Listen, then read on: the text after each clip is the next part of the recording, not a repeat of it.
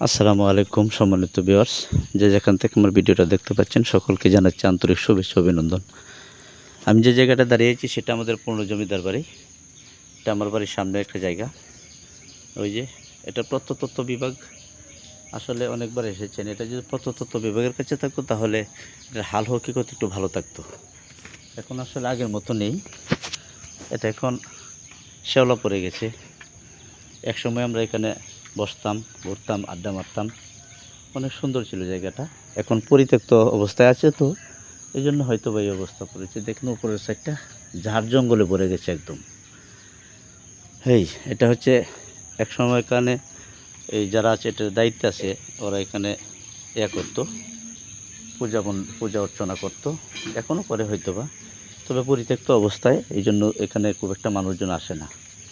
এটা অনেক আগের একটা এই পরিত্যক্ত ভবন। এটা এই যে দেখেন আমি দাঁড়িয়ে আছি একদম এটার সামনের জায়গায়।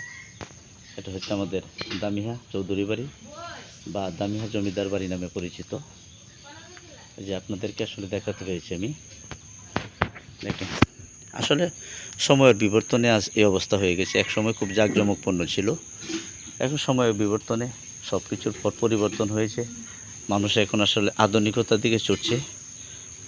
এই জন্য আসলে এই ঐতিহ্যবাহী কিছু জিনিসের দিকে মানুষের চোখ পড়ে কম। এটা এখন মোটামুটি বলতে গেলে একদম পরিত্যক্ত অবস্থায় আছে আর কি। এটা আমাদের জমিদার বাড়ির ছবি। হ্যাঁ, একসময় এখানে মানুষজন সবসময় আনাগোনা থাকতো, আড্ডা থাকতো, বৈশা মানুষের এই সবসময় একটা উপস্থিতি থাকতো। মানুষের পা না পড়লে, মানুষ না থাকলে যে জিনিসের যেরকম থাকার সেরকম অবস্থায় আছে। তো আশা করছি আমি আপনাদেরকে দেখাতে পেরেছি আমাদের ঐতিহ্যবাহী জমিদার বাড়ির একটা পুরাতন এই দালান, যেটা সুন্দর কারুকার্য নকশা করা একদম। কাছের থেকে যদি দেখে আমি, এই যে নকশা করা, এই হচ্ছে অবস্থা আর কি।